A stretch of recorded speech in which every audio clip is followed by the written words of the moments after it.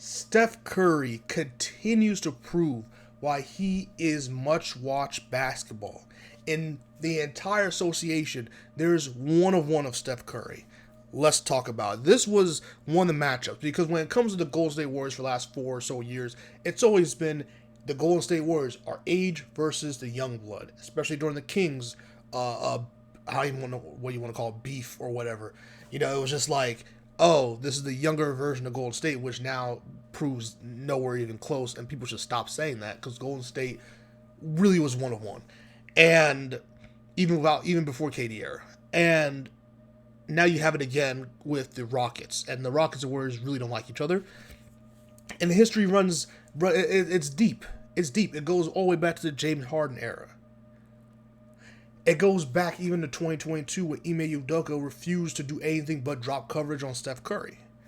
It's deep. And that's what makes this matchup so interesting. But not just that. Steph Curry. The floor has some hoopers, right? Jimmy Butler, Draymond, Jalen Green on the other side, Sengun, Amen Thompson. Like there's athletic and some hoopers. But Steph Curry continues to show why he's above them as a hooper. And I mean this with the entire respect, as much respect as possible. Steph Curry is built different. He's one of one. There should be no comparisons to this dude. Never. Two things really stood out to me during this game when it comes to Steph Curry. One, he did not settle for threes because it made it very apparent. And Ime Udoka was patting himself on the back. We held Steph Curry to 3 points. We did this, No, bro. Steph Curry's like, hey, this is the playoffs. I have a legitimate shot at the title. Nothing's going to stop me. Right? They took away the threes. Steph Curry's like, I'm going to slash you to death. I'm going to keep slashing, keep slashing, keep slashing. I'm going to keep running around. I'm going to keep... Again, they were very physical with Steph because refs let players get very physical with Steph Curry for whatever reason. If it was any other player that wasn't Steph Curry, a lot of these would be fouls, and it would open up the game. And I guess I get it. It should be called a foul, but I get, in essence, why the league, I guess, was like, you can't call it a foul on Steph Curry because otherwise there's no other there's no other way to guard him. Because if they called the fouls as they should, when some of these defenders get really handsy with Steph, it would open up the game so much for Steph. Steph would probably average he averaged some Jokic numbers. I'm serious. It would be nasty work, right? So Steph kept slashing. And then at some point he was like, enough. I'm Steph Curry. Multiple champion, multiple MVP, gold medalist. I'm Steph Curry. And I'm going to make this three whether you like it or not. So eventually, even though they didn't want him to, they still played defense to stop him from shooting threes because obviously Curry can slash all day long, but threes when he's hot is really where the game gets out of hand and you're done.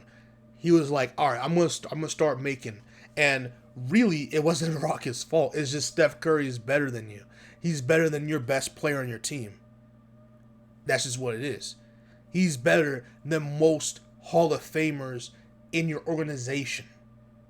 That's who you're competing against. Who's 37 years old, still playing like he's in his prime. Now, he doesn't have the same lift and da-da-da-da. People will tell you all this little minute stuff, which matters, but at the end of the day, he's still way more effective than he probably should be with his ankle problems he had early in his career. And how much basketball this man has played, especially a dude who's 37 and came off of a shorter offseason than many other people because he played in the Olympics all the way through to the gold medal round. So he really shouldn't be this well off, and he just is. He just is. And he had that tailbone injury, but he wasn't injured much throughout the season, so he really played a lot of games. Steph made ridiculous shots. His shot making is out of this world. And this is saying something I'm about to say for Steph Curry. He made one of the most ridiculous shots I've ever seen him make, or anybody make in a real NBA game. And that's saying so. Out of the catalog of Steph Curry shots, he shot the most ridiculous shot. That out of bounds fadeaway shot with a perfect arc. Bro. It was the most ridiculous shot. And if you haven't seen the game, you haven't seen the live broadcast with it after this video, you should go watch the highlights to go see it and hear the live call of Kevin Harlan and Reggie Miller. It was amazing. Something that So that was the first thing that impressed me was that Steph didn't settle. The second thing that impressed me is that Steph Curry um played defense. He was very locked. Like obviously he plays defense, but he's not the best defender in the world, and teams will exploit that, and they did at parts in this game for sure. But Steph Curry was really trying on the defensive end. When Steph Curry, especially now, he's more bulky over the years than when he was earlier in his career. When Steph Curry is like, "Hey, I'm gonna really try my damnness on defense. Like you're going to get your buckets, but I'm going to try to be as disruptive as possible." When he does that, and he's in tune, and make the defense overall for the Warriors gets a lot higher because they do have to sacrifice some assignments to help double or to help bring help for Steph in some certain situations. Especially when they get Steph in the pick and roll. So that was really interesting.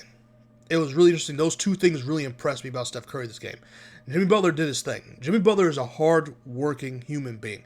Jimmy Butler is getting buckets any way, and that's why his nickname Jimmy Buckets rings true. He was trying to get buckets any way possible, and it made it very impressive. And they really needed both this effort from Steph and Jimmy because the Rockets were no slouch. Now, granted, the Rockets sold. They sold heavy because outside of Sengun and Steven Adams, man, and Jabari Parker. I think it's Jabari Parker Smith, or no. Let me just double check. It was Steven Adams and let me see, Jabari Smith Jr. Sorry, Jabari Smith Jr. Outside of them, bruh, the Rockets sold. They really did. And they started off really good. And it looked like it was going to be a problem because I was like, the size. And Sagoon was like, yo, I don't like Draymond. And he showed he didn't like Draymond when the game started. And it looked like Steph was going to be off to a really horrendous night. It looked like it was going to be one of those nights for Steph. And the Warriors just clawed and defensively. What really led to it was defensively the Warriors buckled down and said we may not be as defensively talented as the Rockets because of just the youth and the pure athleticism across the board for the Rockets is pretty off the charts. But they were like, we're going to match your defensive intensity, and we have vets who've seen every type of offense, who've seen every type of defense, and we're going to match you intensively. We're going to match you. And it proved to be a really big problem for the Rockets. Because really, when you look at this game, what really had the Rockets back into this game was some stuff the Warriors could easily clean up. Now, kudos to the Rockets. The Rockets are not an easy team to beat. And the reason why the Warriors had these mistakes is because the Rockets' intensity on defense is really suffocating. And it's going to continue to be that way. So it's going to be a dogfight. The Warriors are not going to steamroll the Rockets. The Rockets are probably going to win game 2 and probably game 4. But, I really think that the Warriors, what really helped the Rockets in this game was the Warriors turning the ball over. The Warriors turned the ball over, and also the fact that the turn the ball over, and then some of the shots that weren't falling, like Buddy Hield, a lot of the shots weren't falling. Podzinski, a lot of the shots weren't falling, and Post, a lot of the shots weren't falling. And they were getting open looks sometimes and different things, and there's hesitations here and there, and it led to really long rebounds that the Rockets had a lot of length on, and the Rockets' rebounding ability over Golden State was heavy. And something that Golden State has to do is they have to box out. They have to use. And I think Jimmy Butler said this in the post game. They have to go back to the basics of boxing out. They have to use a lot of technique. They have to be really technically sound in the rebound game. It still won't help because the Rockets just have size, so it's not really, you know what I mean. But at least some of the rebounds, some of the turnovers can be attested to just not being locked in enough, not being focused enough on offense, letting the Rockets disrupt. There are some times where the Rockets were really disrupting the Warriors' offense, and I feel like anyone who wasn't Steph Curry, even for Jimmy Butler at times, anyone who wasn't Steph Curry couldn't get off a proper shot or held the ball a little too long, and the offense was a little stagnant, no cutting, and it became a little bit of a problem. Um, so I think those are things that they can clean up. On the Rocket side of things, I honestly, it's just some of it is youth. And Ime Udoka, sometimes he just does this shit where I just feel like some of the assignments are not good.